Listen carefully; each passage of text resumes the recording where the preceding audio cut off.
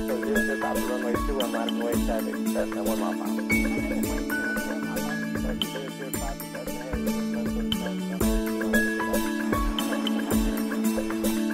new tool from NBAA to help you assess the security risks on your mission, from your departure to your destination and back again. From the National Business Aviation Association, this is Flight Plan.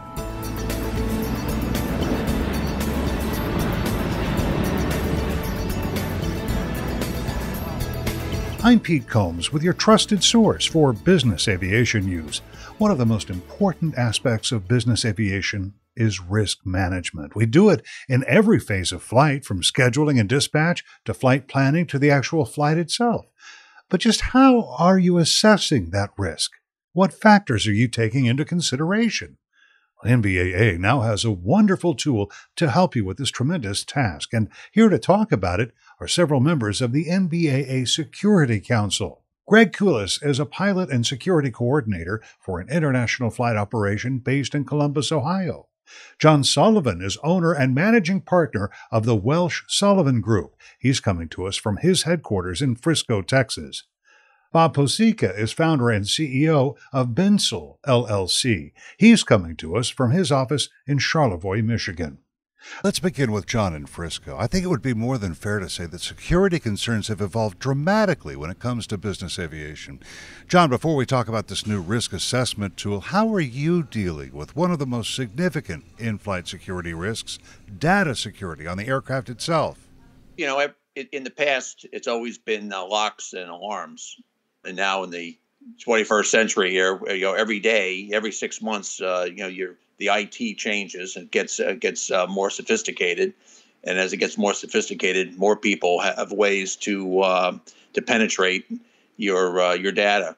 So when you're in the flight department, you've got a lot of data that you may not realize is very valuable and can be compromised. So you really have to be on top of not only the locks and alarms, but also your data protection.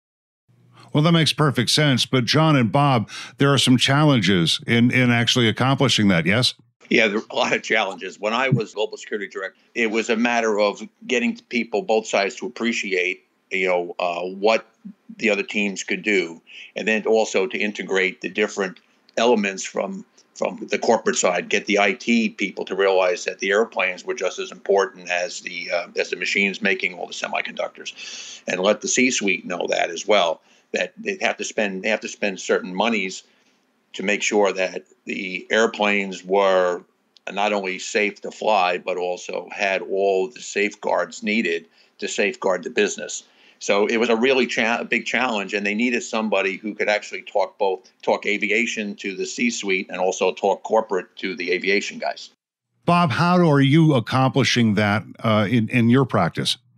So echoing what John is saying, I mean, I was fortunate that I managed the flight department plus was chief security officer. So I had both of those buckets and had the accountability for both programs. I think the challenge comes when you not only are dealing with the C-suite, but when you're dealing with other departments, if it's the IT department, even finance and stuff on some of these issues. The IT department tries to do land-based solutions for an aircraft that's, traveling at Mach point, whatever, and at altitude, and it's not the same applications that you can always do. Even the basic thing, such as, does the internet work? Well, there's a lot of variables to that, and that includes also where you're at in the globe and what kind of signals you're picking up by the satellites. So it's a continuous challenge to stay on top of these things and to work with the various other departments to ensure you get compliance and that you're able to secure that environment for your executives. Well, Greg, that seems to be a great introduction to the concept of the NBAA security matrix. Can you tell me a little bit about the evolution of this? What is it and how did it come into being? For years now, aviation has used what we call a FRAT tool, flight risk assessment, which involves applying factors to each flight and based on that, defining the risk and deciding what's acceptable.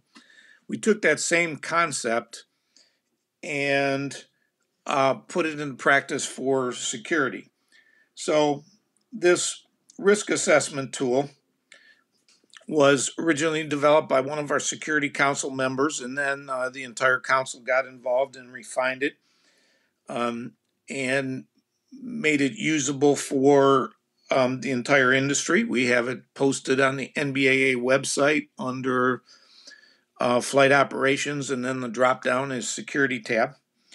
What it does is give an operator the ability to go through each one of the factors associated with that flight. They can evaluate security considerations for the airport's departure and destination, for the aircraft itself.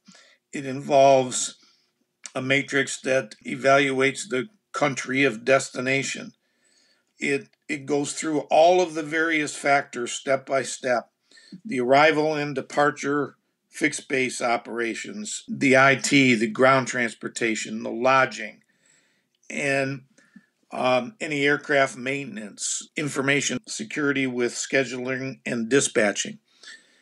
And you can apply a risk factor to each one of those, come up with a total number that tells you what the security risks are for that particular operation.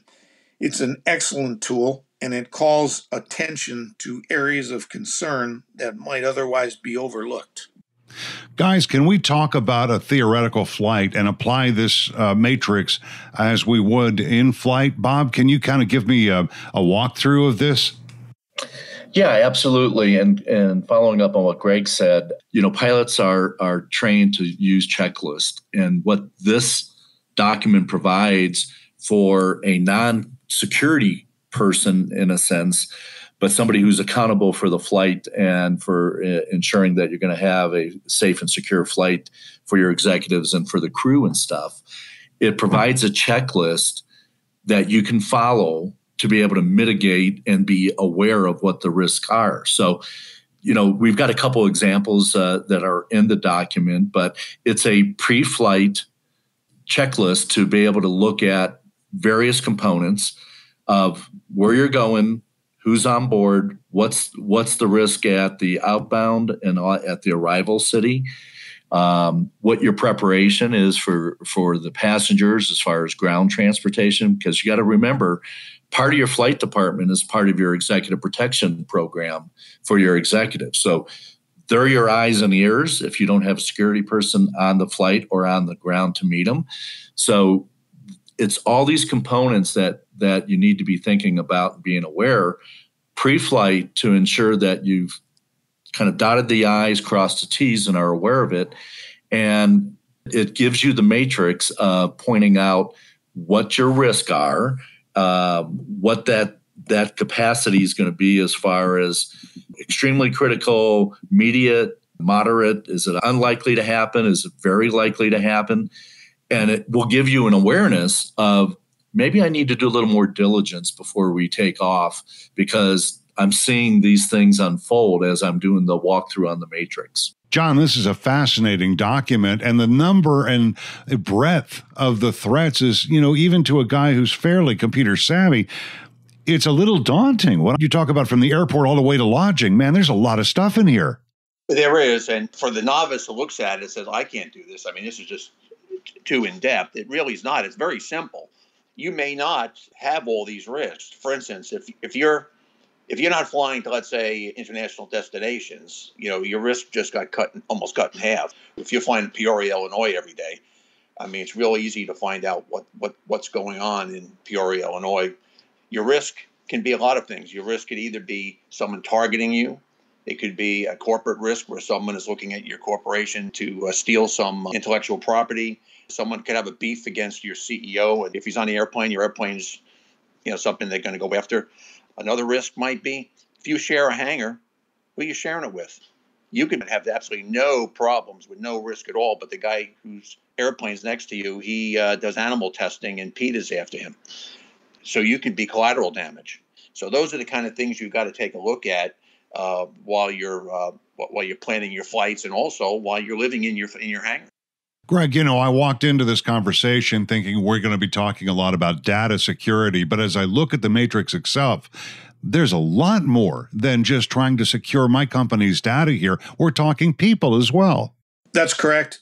And this security matrix covers that. It covers a lot of detail. And what I'd like to point out to anybody looking at this for the first time is we've included some case studies in this matrix so somebody can take a look at it ahead of time and go through those case studies. We've got one for an international destination airport and another one for a domestic airport example.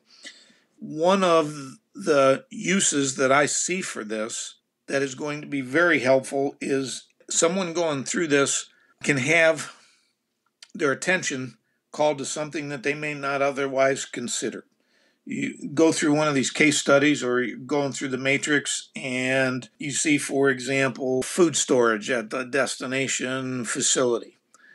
It's easy to think, that's something we might not have thought of. If we're going to store consumables at a foreign FBO inside of a refrigerator, how are we going to secure it to ensure that there's no tampering? So various items included in here are things that people might not otherwise think of. So it calls attention to security processes. And I think that's one of the most valuable elements to looking this over and getting accustomed to using it. Talk to me about some of the threats on the international end of this equation. When we look at Appendix 2, which is the Security Risk Assessment Case Study 1, as we've just heard, there are a lot of things that we can be thinking about. Some of them include the political atmosphere of the country where we're visiting. No, you're right. And if you go back one step, when, let's say we're going to an international destination, the company's making sure that the CEO and all the packs are taken care of. They land, they get picked up by a vetted limo, they go to a 5-star hotel. They're watched 24/7. The crew gets off the airplane, they jump into Joe's taxi and they go to the no-tell motel. Okay, so the most important aspect of that flight is the crew, because if something happens to the crew or something happens to the airplane, everyone's stranded in that country. So the bottom line is the crew has to be taken care of and know the risks as much as taking care of the CEO and all the packs. Well, Greg, that's not only true for international flight, but when I look at the threat matrix for domestic flight, the crew, the possibility of an incapacitated or missing crew member is also a critical issue. It certainly is. And we call attention to that to the extent that we can, particularly as it relates to the ground transportation, because that tends to get neglected when we're talking about the crew. We always like to emphasize that on a corporate aircraft arrival, the people at the destination have a lot of advance information about that aircraft, the flight crew, where they're staying, how long they're going to be there. So the ground transportation segment is especially important, and we emphasize that in all of our presentations, and that's part of this matrix. As John said, if something bad happens to the crew, be it an accident or a criminal act, the company has 3 immediate considerations. They have to take care of the crew, the passengers can't go anywhere, and that aircraft is stranded. So paying special attention to the crew and the crew security is something that we emphasize as we go through this process, and we have built that into this matrix and planning and emphasize it in a way that attention might not otherwise be called to it. Gentlemen, I want to ask Bob to talk to me a little bit about some of the things in this matrix that might surprise people. We've talked about crew members. We've talked a little bit about being overseas.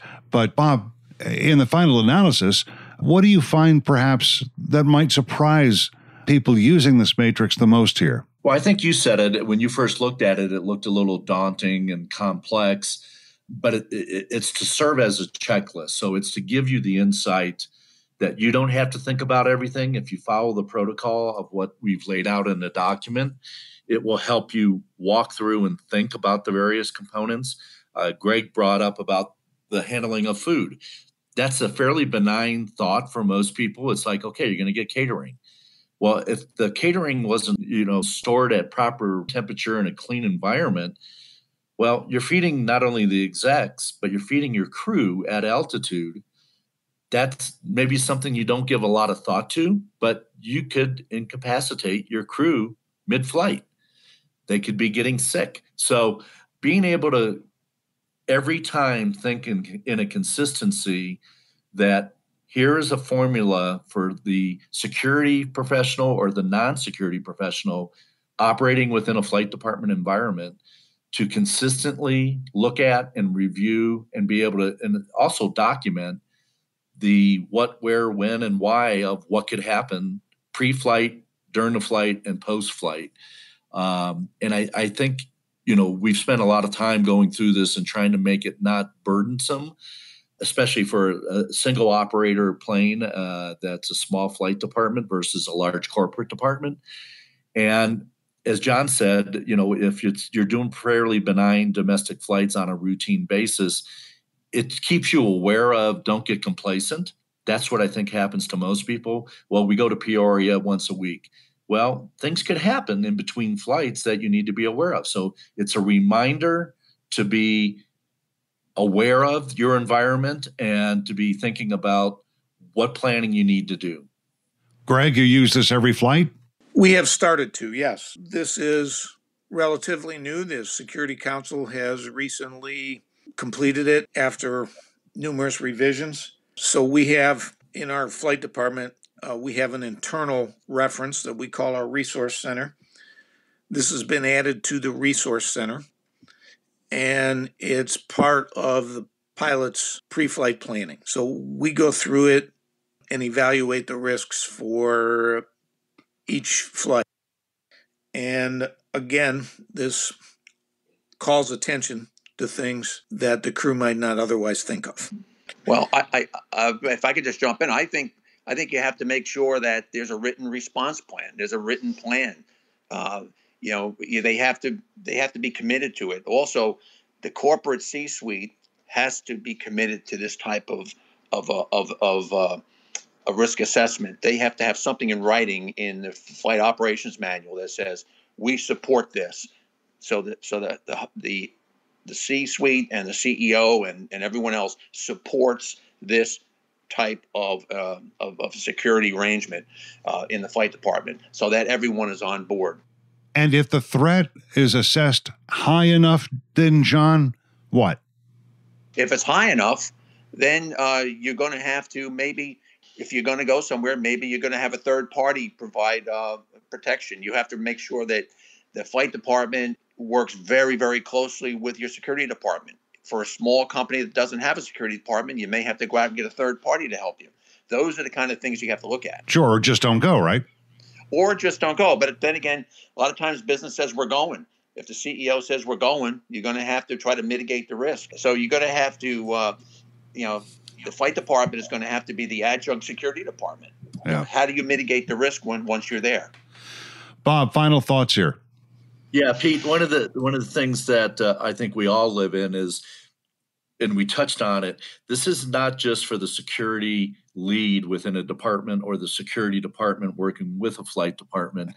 It's a cultural shift that people have to make, that this accountability and responsibility is everybody's job. And it goes hand in hand with the safety programs that flight departments institute as well. So it's changing the culture of, well, that's somebody else's responsibility. We're just flying the plane. It's now thinking about things on the front end. And as you brought up, I mean, there could be a large enough mitigation that someone's going to have a conversation with the lead passenger, if it's the CEO or some other executive, of this is the ultimate risk that we're facing to the crew and to you folks. Do you want to delay the trip? Do you want to, but if they say go, as John said, then you got to figure out how you're going to mitigate it with other supporting resources externally or internally. But I think what this whole document, what we wanted to do here is bring it to the forefront of people's thinking and making sure that this is going to be applied on a consistent basis. And I'm just excited that we did this and are being able to provide it out there for the aviation community. It is a remarkably comprehensive document. And Greg Kulis, if I could get you to give me the final word here, how do our members use this? Certainly, it can be used from the NBAA website, but it can also be downloaded and put on an individual resource center for a specific flight department. So it's there for everyone to use. Another thing that we haven't mentioned yet that I'd like to bring up in this is the last part of this document, Appendix 4, has additional resources. There's a lot of valuable resources on there for trip planning. We've been advocating, for example, that people register their international travel with the State Department under the STEP program, the Smart Traveler Enrollment Program. That is very valuable should someone overseas need assistance from the U.S. Embassy. It'll also facilitate emails from the embassy being sent to the traveler with any type of security warnings.